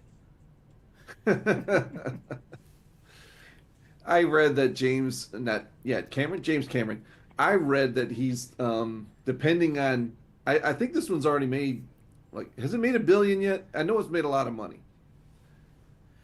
It's But almost at $1 billion already. I heard he Wow. was talking about releasing the next 2 as novels, rather than putting out a 4 and 5 movie, releasing them as novels. Whatever. He's thinking about it. I wonder if this is a ploy to get more money from Disney Probably. to make the next 2. And make them You know- Of course, that's just a rumor. Yep. That's a rumor. I don't see Disney letting him do that. I think they'll say, look, James, if you don't want to be a part of it and you want to go off and do something else, guess what, bro? We own the IP now. We'll keep cranking these out until nobody wants to watch them anymore. What's that? They already don't? Too bad. Guess what? You don't The come next do, one's 5 hours. if you don't come and do 4, Zack Snyder is directing it Oh. and writing it. Yes, It's gonna be yes. the Dark Planet. Keith, That is exactly what Avatar, the perfectly paced movie, needs, is slow motion. And beings floating up out of the sea, singing like sirens for 5 straight minutes. Think how good. Think how good Way of the Water would have been if Zach directed it. We'd still be watching it. Wait, Way of the Water, the theatrical version or the director's cut? Director's cut, obviously. Yeah, come on. The 10-hour version. Yeah. Okay, next, the final Doomsday rumor. Okay. We think we know when the full Doomsday trailer will be released. Okay. I think Dave said it last week. Dave, would you like to guess when that full Doomsday trailer is going to be released? Super Bowl? Super Bowl. Oh. Figure. So we've gotten these mini trailers of a trailer in the theater. We got Steve Rogers. We got Thor Odinson. We're getting the X-Men next week, which is already leaked. Which, they're all pretty standard. Nothing too exciting. I loved the scene with Cyclops at the end of this one. But they're nothing What do you too mean, exciting. Keith? You haven't seen it. It hasn't been released yet. Yes, it has not been seen by me. It was a guess. All I know is I'm not going to see Avatar 3 different times so I can see each 2-minute Wait, trailer. is that what they're putting? Are they only putting them with Avatar? Yeah. Oh my gosh, that is a sickness, Disney. Come on. Wow. But think the thing that, if they stay put with how they did it before, the Steve Rogers one was officially released last Tuesday. So if it holds true, the Thor one will be released tomorrow, which means 8 days from now we'll get the X-Men officially released. And then we'll finally see it for the first time and we can talk about it. But That's right. For the first time. yes. Then the fourth one's will release, 15 days from now or whatever it's going to be. But yeah, Dave was talking earlier on Slack about their marketing. Even though they got millions and millions of views on their chair, whatever, I don't even know what to call it. People were still Reveal? angry because, people probably sat and watched it like me, thinking that something was going to be shown at the end of it. Something to make it worth your while instead of just Robert Downey Jr. going, a Doom reveal, something. And we're not getting any of that. I mean, trust me, seeing a Jim Lee costume on James Marsden as Cyclops was pretty sweet. I know, big whoop, but I liked it. It's one of those things that, oh, that's cool. They're not doing black leather for the X-Men in this. Cool things. And okay, yeah, Steve Rogers is coming back.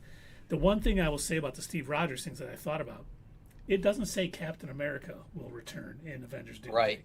It does say Steve Rogers, so I wonder if he's going to take on like a nomad persona or something he did from the comics when he wasn't Captain America. But, just the way they've done this with the trailers, they're nothing to fired up about. Like, I would, when we get an official Doomsday trailer, I'll probably watch it like 50 times. Going through it, trying to catch every little thing about it. I watched the Steve Rogers one probably twice. I watched the Thor one once. I'll watch it again when it's officially released. And the X-Men comes out, I'll probably watch it. I'll probably cut a little clip out of the Cyclops part because it's just, oh, he pulls up in a motorcycle. Oh, he walks in, he's holding a baby. It's nothing that is really too exciting. Nothing groundbreaking. Nothing that's gonna sway you. At least in my opinion, I don't think these are meant to sway you one way or the other to see the movie. Just like I don't think that the whole chair reveal really was. This is my personal opinion. Obviously you all can think what you want, but personally, I would rather have nothing leading up to the movie until we get the actual trailer. But all of these tiny little mini teasers that they keep putting out, these little, here's a chair, here's a leak of a new actor that's going to be in it. Here's this tiny little teaser trailer of Steve Rogers, of Thor, of... Cool. You know what it's really doing to me? And I don't know if anybody else feels this way.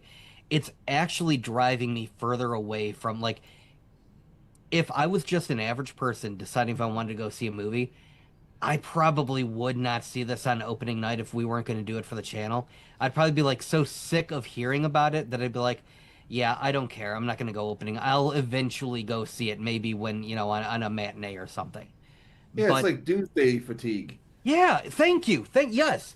I'm getting sick of hearing about it because they keep teasing it and teasing it and teasing it. I'm just like, I get it's coming out. Thank you.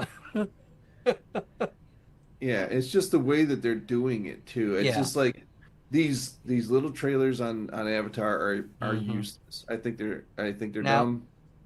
I know who it's probably meant for. I mean, you've got the people that are pretty much only on Reels or Shorts or TikTok, and so they're constantly getting an influx of new information over and over and over. And maybe they need to be reminded that this movie is coming out every 5 seconds. So that's perfect for them. Like, Steve Rogers. Oh, that's right, Doomsday. Thor, Doomsday. Right, I forgot. Yeah, and then by the time the year happens, when it Right. comes, they're going to be Yeah. exactly like you. Yeah, I'll see it when I see it. I think I've already seen it in the previews anyway. Yeah. Nick, So yeah, that's the other thing. Oh, okay. Do you? Okay. Have any of your friends outside of Not Your Status Quo? Because I cannot be the only person that you guys hang out with. Have any of the other people that you talk to, have they, mentioned binging Stranger Things or binging, or watching up to date on Fallout? Or are they like a lot of the people that I know that are like, oh yeah, that's right, that came out? Yeah, I'll probably get to it. It's funny Yeah, because the second one, yes. we went over to my son's school friends, house. We were game night like with them, and the dad, he's really into cool stuff. I like him a lot, and I was like, "Hey, did you start watching Fallout season 2 yet?" He goes, "No, I'm gonna wait till more episodes are out." So there you go. I get that so often. And I think that's going to happen with this movie. I think we're going to see it opening night and we're going to be like, hey, what did you think of Doomsday? Oh, is that out already? Yeah. They've been talking about it for 3 years. I do Oh. I hope when we actually get a trailer release that it's almost like the Infinity War trailer. I hope That so too. I was like, I was like so fired up for that movie after I saw that. But you I guys saw are that both right. trailer and I had to change my pants. Yeah, exactly. And with these, like, I was so fired up. It's like, we're getting a Doomsday trailer before Avatar. And then it leaked before I saw the movie. I'm like, I'm going to watch it just so.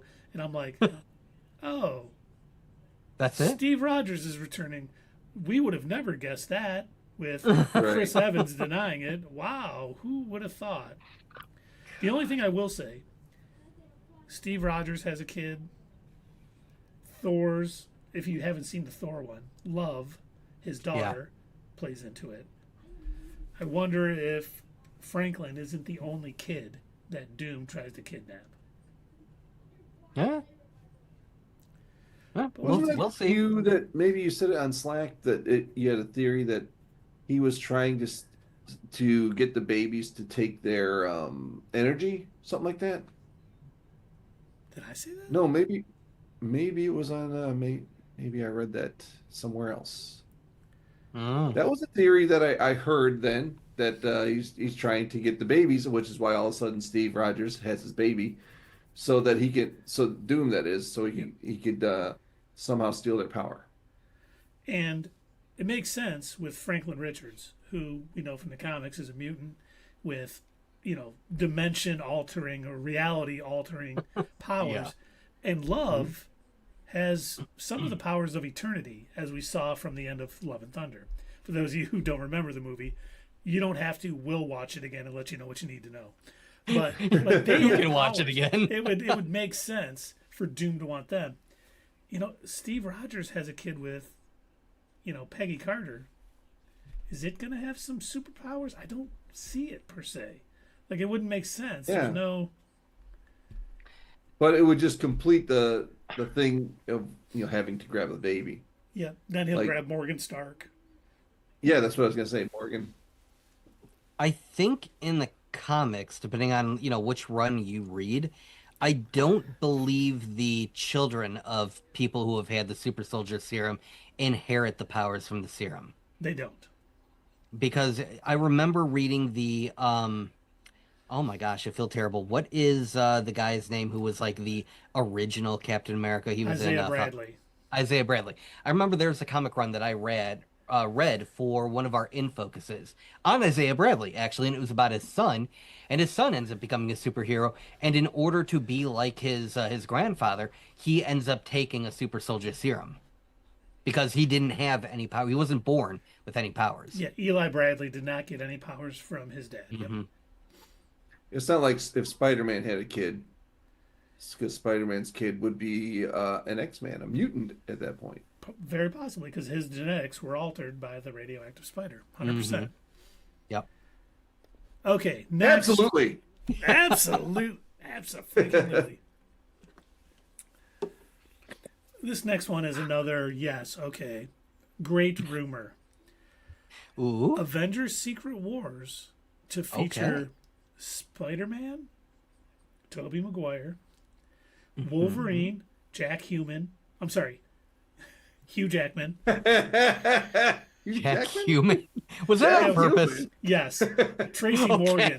There's a sketch. Tina Fey was telling about a story where Tracy Morgan was trying to say it was something with Hugh Jackman, and he goes, "You know Jack Human?" And she's like, "Who?" I finally figured out it was Hugh Jackman, so I always say Jack Human now. But Hugh Jackman, Deadpool, and Tom Holland will kind of be the leads of Secret Wars. I call BS. And I will tell you why. And it's going to be for a very dumb, sorry, nerd-busting reason why. Are you telling me that Marvel is willing to split some of the profits with Sony just so they can have Tobey Maguire and Andrew Garfield in this movie? Yes. Honestly, I've heard all along that Tobey Maguire and Hugh Jackman or Jack Human were going to be the main characters of Secret Wars. See, I can see Hugh Jackman. Marvel has the rights to his character. I don't see Tobey Maguire. Like, again, unless they have somehow worked out some sort of contract deal with Sony for this movie, which I don't know. I find that very hard to believe. We will definitely. I find it hard to believe only because this is wrapping up the multiversal saga. So I do think we'll see some multiverses characters. But this has really always been about the original Avengers and who started it. That's right. And much like Endgame, it's going to wrap it up with them a little bit. I think. I do think Tobey Maguire is going to be in it. I think we'll see him in Doomsday too, kind of hinting at Secret Wars. And I think we're going to see a lot of nostalgia in Secret Wars with characters from every Marvel movie that was ever made. But to see them as the main characters, it's just, I don't know, it doesn't ring true to me. I think there's going to be a cast of characters that, much like the Secret Wars comic, it's not just, Reed and Cap and Iron Man, it's a whole bunch of characters. Well, who I could see him making like a little. Go ahead, Dave. Who would you say was the main characters of Civil War, even though they had everybody in it? Oh, for me, that's Iron Man and Captain America. I think those are the main primary characters because they're the ones causing the Civil War. Yeah, and then in Infinity War, who's the main characters of that? Thanos, obviously. Yep. I think Thanos might be the main character of that movie. He was. Mm-hmm.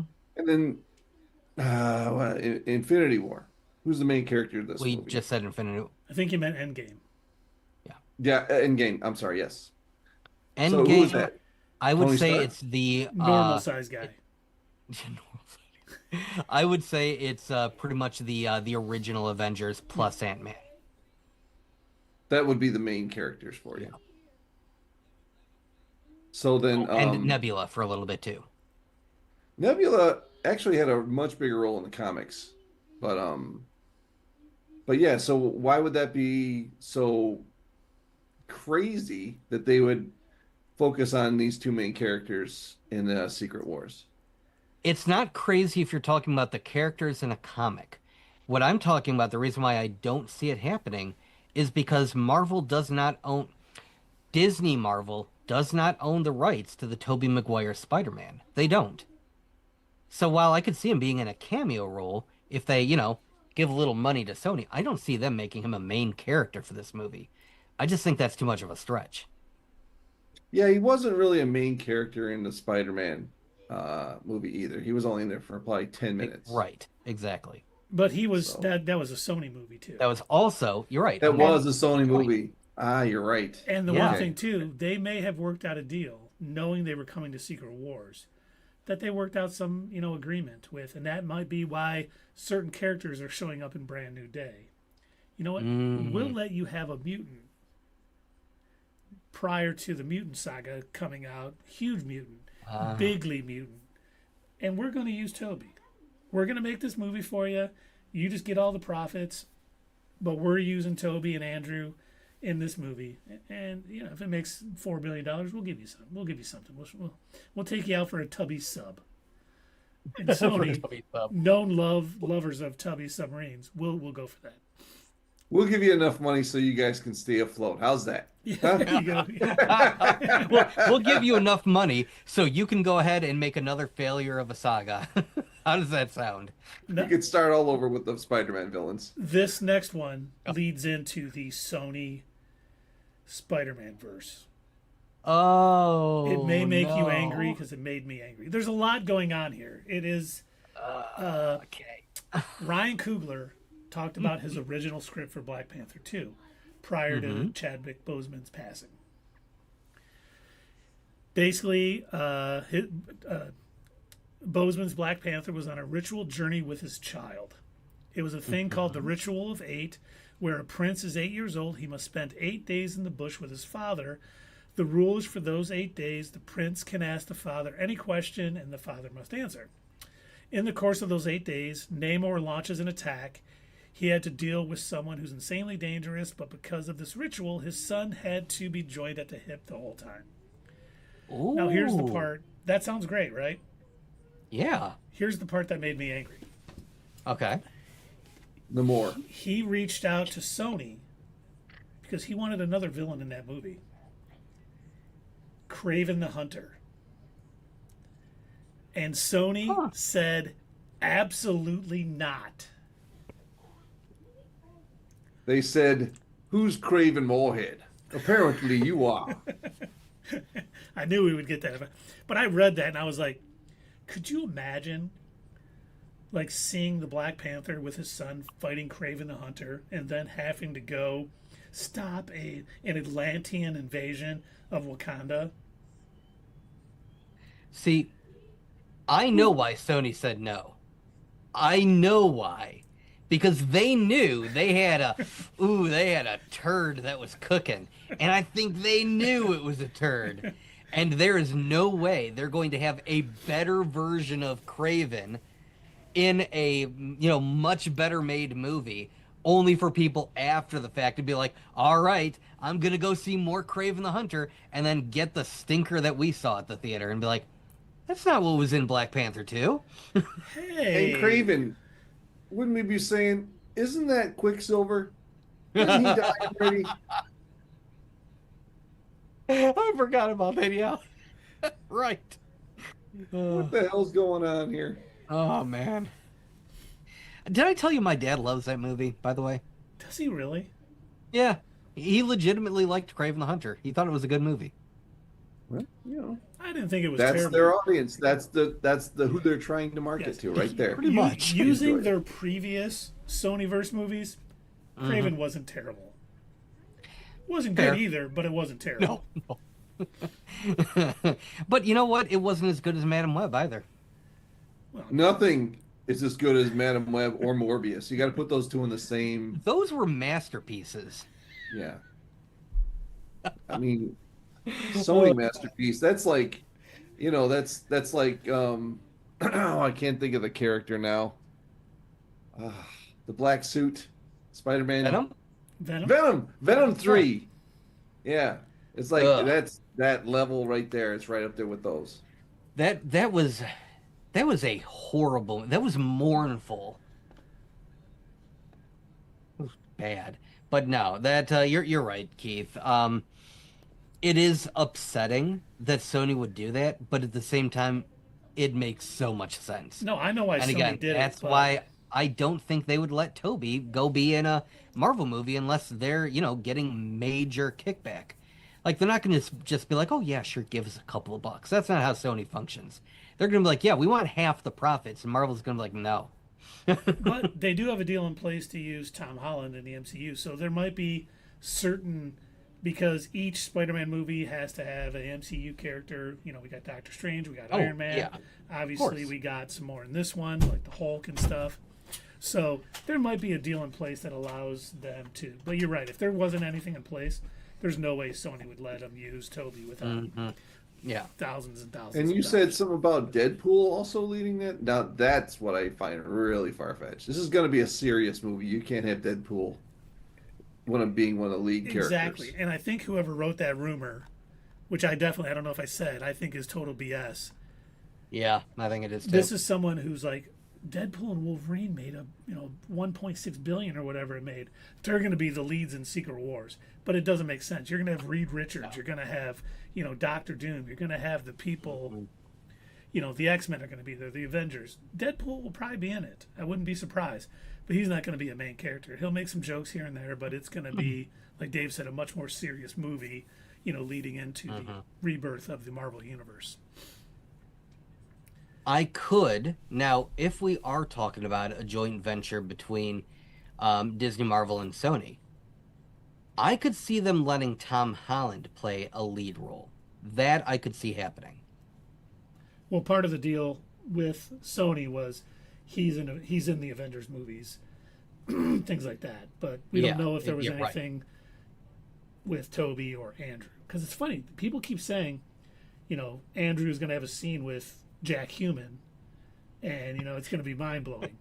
And I'm like, that would be great. That would be so cool to see. So I just think there's something in place, because you're right. Two companies like this, they wouldn't just let him show up without something being done. And we'll probably find out the details later on. But oh yeah, a year and a half from now when we finally see the full trailer, right? yes, exactly. 2 years from now. 3 That'll be years from now. after the when we movie find- comes out too. After we've seen 8,000 different teasers. Everyone who got a chair reveal is going to have like a 30-second trailer of them just like walking gosh. or looking at the camera. Yes, when we go see the next stupid movie that has like a teaser attached to it, we'll be like, well, okay. And now some more kind of Sony movies. Now this is via My Time to Shine Hello. Okay. Marvel Studios and Sony reportedly want Destin Daniel Cretton to direct Spider-Man 5. Ah. So Remind me who that is. he is the director of Shang-Chi, and he also directed Spider-Man Brand New Day. He was the showrunner for Wonder Man, which we know is going to be phenomenal. Okay. But we've heard previously that if Brand New Day does really well, he may get an Avengers film post Secret Wars. Mm-hmm. So it sounds like there might be a little, hey, Sony wants him for the Spider-Man, but Marvel Studios wants him for the Avengers. It'll be interesting to see how that all shakes out. He might be able to do both, because we don't know the time frame for Spider-Man 5, because they crank Spider-Man movies out a lot quicker than anything else. But the fact that we've heard rumors previously, if Brand New Day does really well, they want him to be the Avengers Helmer post Secret Wars. There could be a conflict there, and it'd be interesting to see how Sony and Marvel Studios resolve that. Yeah, I think you're right.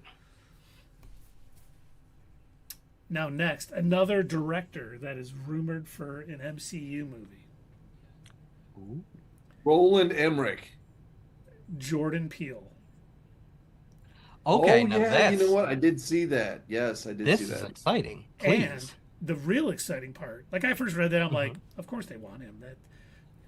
But He's a phenomenal director. He's awesome. He's funny. He does horror well. He just he's like Donald Glover. He seems to do everything well. He's like a Renaissance man. Yeah.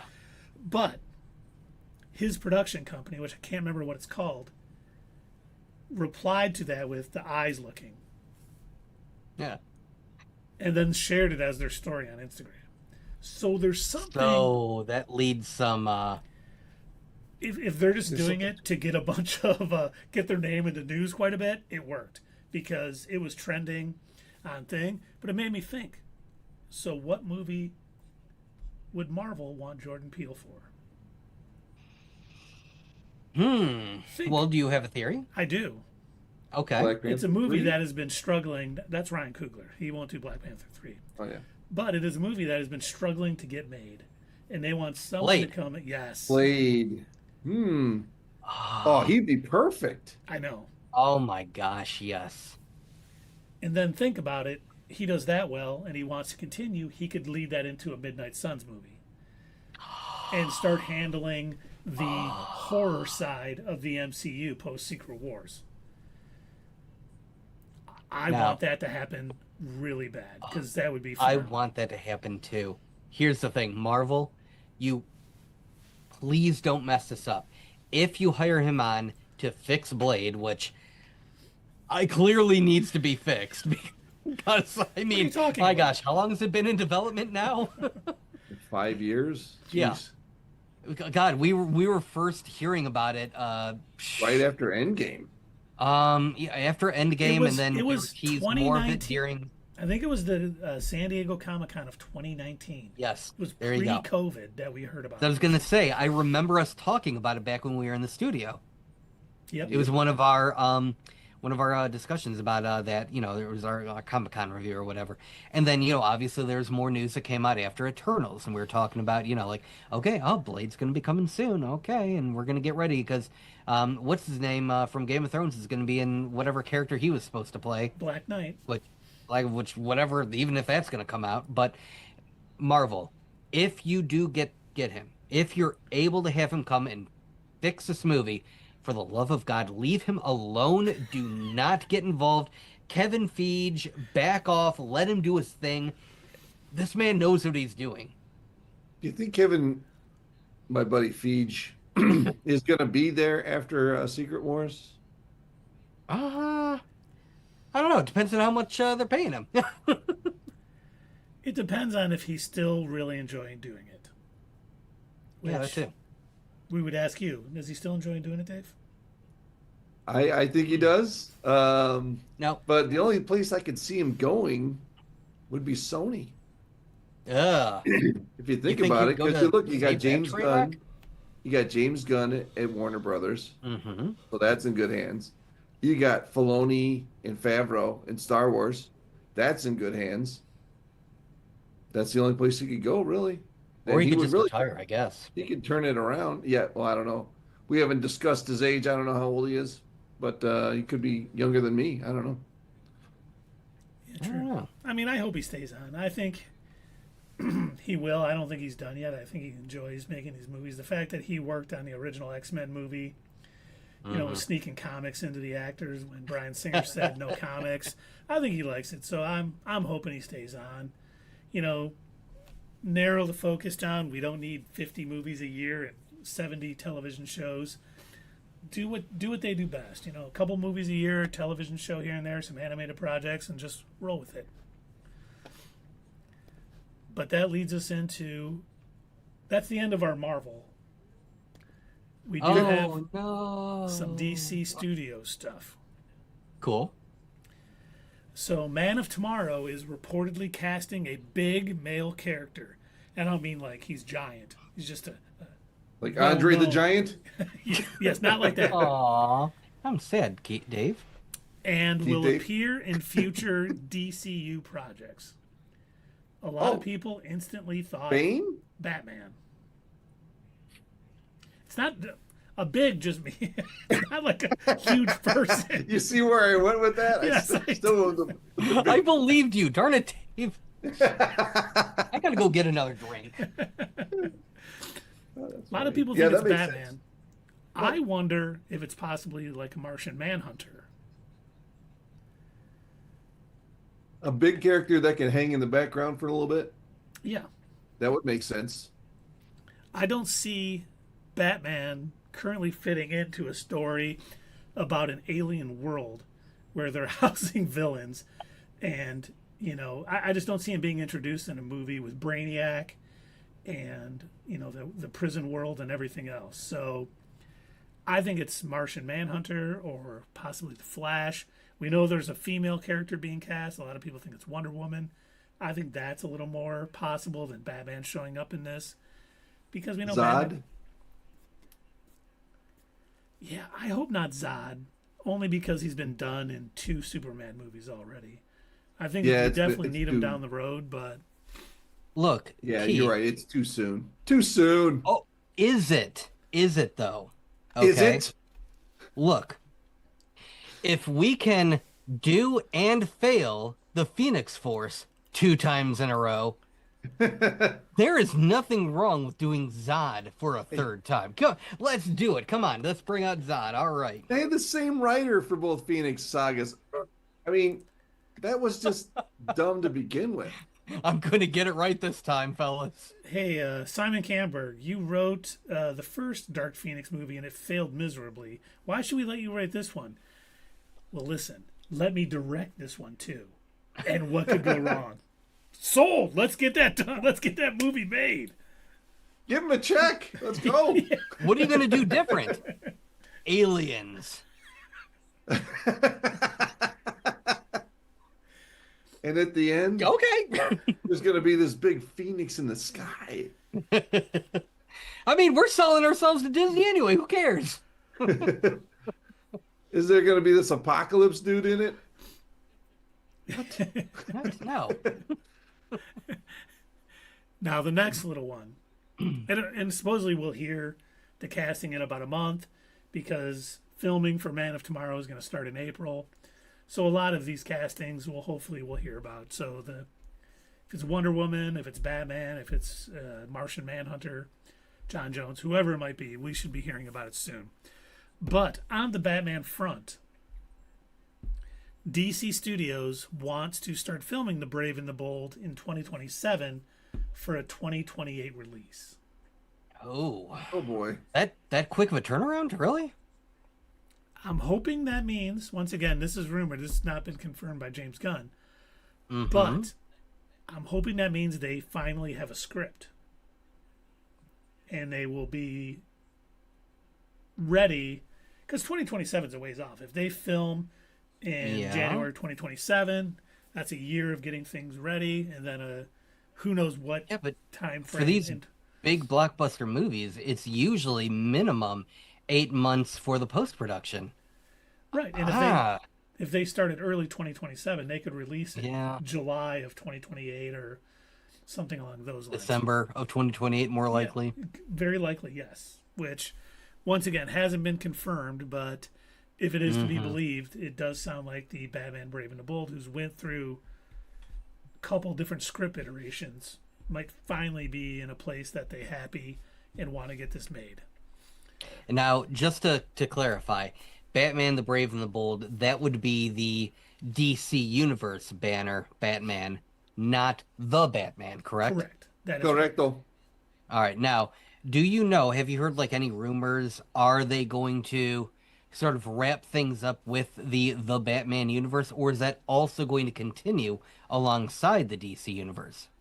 It's going to continue alongside the DCEU. See, now I'm happy to hear that on one hand, but it is so unusual to hear a studio do that. Generally, if you guys remember anything about how like a lot of these different movies and TV shows and cartoons and stuff worked back then, and Dave, I'm sure you've got a story about Smallville, concerning they couldn't use a certain character because it might appear somewhere else and they weren't allowed to do that or something. But that used to happen all the time. In fact, they were making the Justice League cartoon. They couldn't use most of Batman's rogues gallery because at the same time they were making an animated Batman cartoon and they didn't want to confuse the audience. Yeah. So they're pretty much limited to just using Joker for the Justice League cartoon. They really couldn't use, Bane or any of the other Batman characters. And I almost wonder, are they going to run into the same issue, or are they going to realize, you know what? Adults are watching our movies. I don't think they'll be confused. Yeah, there's always been Elseworlds comics, and people were not. Wait a minute, this Batman is doing something different. It's a different. What? Yes, yes, there are Elseworld comics. You're very correct, Keith. Again, movie studios seem to think that their viewers are idiots. No, I know. And the fact that James Gunn has talked about doing Elseworlds projects all the time seems like he has convinced them that this is an okay thing. I People hope aren't going to so. be confused by having, the Batman and having, Batman Brave and the Bold be different actors, totally different universes, and still Different be stories. popular. Yep. It's just completely unorthodox, but it's Yes. it's never been done before. It is. But It is very I outside think of the people will norm, but I understand. still want it. Because here's the thing. mean, All three of us, we loved The Batman. It was a good movie. I mean, incredible acting. I love the change in how they did the characters. It also gave us the Penguin.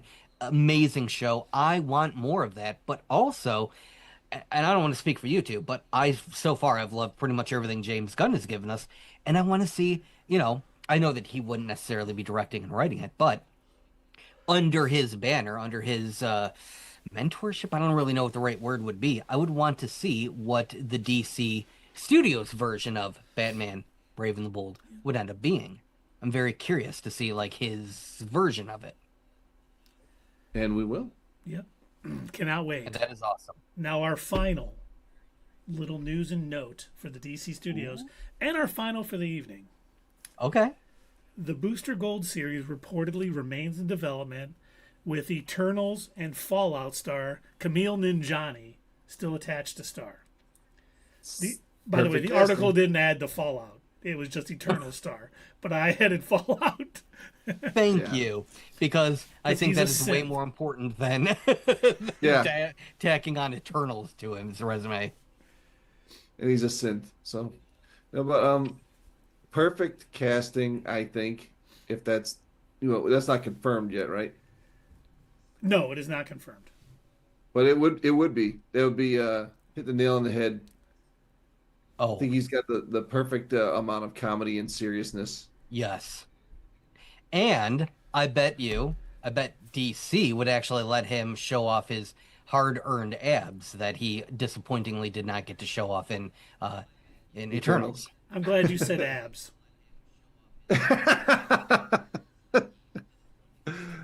Oh boy.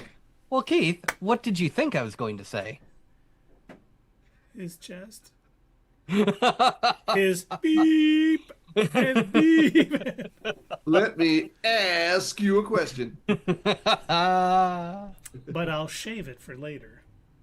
Oh.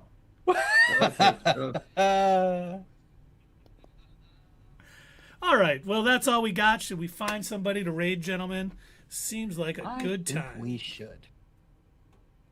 Let's see. Who do we have in the old list? Let's see. I see. Magoo Dog is playing Fallout 4. Who's Blue Dog? Magoo Dog. Magoo Dog? Oh yeah, I see Oh, that in the yeah. live channels. That wasn't the person we were watching last time, was it? Yeah, it was. Oh, it was? Yeah, I think it was. Yeah. Oh, huh. They said they didn't like the show. Oh, they didn't like the TV show. Maybe Yeah. we wait. Maybe we go to Jenna Loves Pizza, who's playing Fallout 4. That's a good idea. We should spread the love. Absolutely. Absolutely. Absolutely. Someone send me in the chat the correct spelling of Jenna Loves Pizza. Oh, That's you, Dave. yeah. That is you, All dog. right. Now, for those of you that are wondering, what are you fellow nerds doing? Well, we're getting ready to raid somebody over on Twitch, and if you are watching us on Twitch, thank you very much for hanging out with us during this live stream. We're going to kind of keep the party going. We're going to go watch somebody else playing Fallout 4, which, in my opinion, is a very fun game. I have played it so much. We're going to go watch, you said Jenna Loves Pizza? Yep. All right. But if you are watching us on YouTube, we love you just the same. And we are so glad that you hung out here with us.